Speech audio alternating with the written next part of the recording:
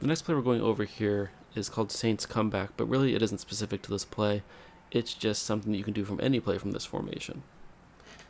So all we're going to do here, put the B or circle receiver on a smart routed out route. Now this obviously only works if it's like 1st and 10 or 3rd and 10 or something like along the lines of like 8 to 12 yards. If it's too short or too long, this concept won't work because we need this guy on the out route running, like I said, between about 8 to 12 yards. And all we're going to do for this play is just see if we can hit this guy quick on the deep out route. He's going to be open against really anything but a cover 2 defense. Flip it. Where do we go? So if we see that RB receiver get jammed, it's just a really easy automatic throw.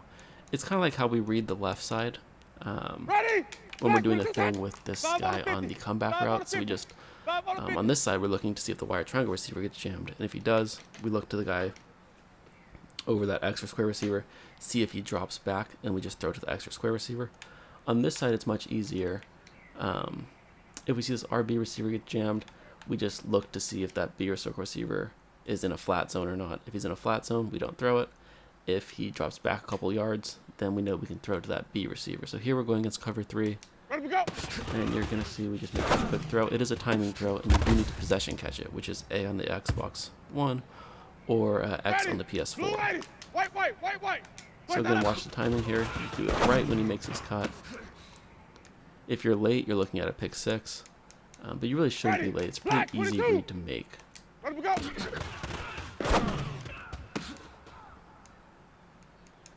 Now, if for a reason you are late on the read, don't force it. What's going to happen is just about every time that A or X tight end on the whip route is going to get open.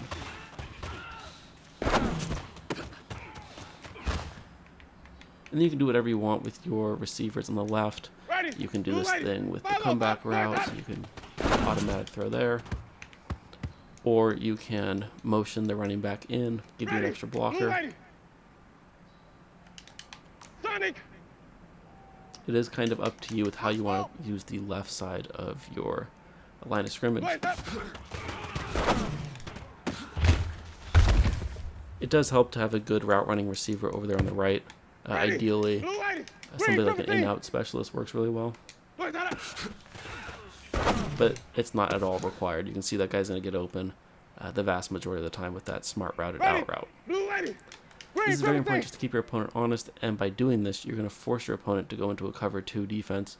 Once he goes into that defense, we can audible to something like Saints drags, motion this guy in, double team this guy, and we're looking at a touchdown if we do that.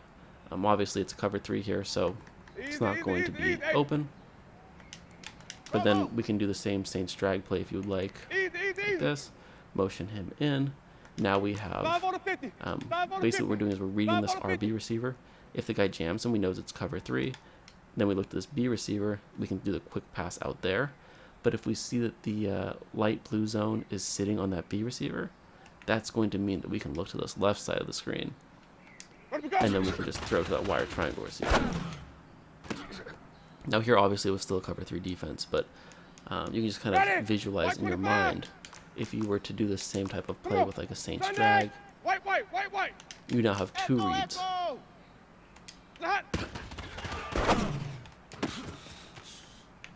Because of the quick timing nature of this throw, it's really hard to defend, especially if you make your reads well. I'll just do it one more time. Smart routed out route. You can really put this RB receiver on anything you want. It can be a streak route, a slant route, doesn't really matter.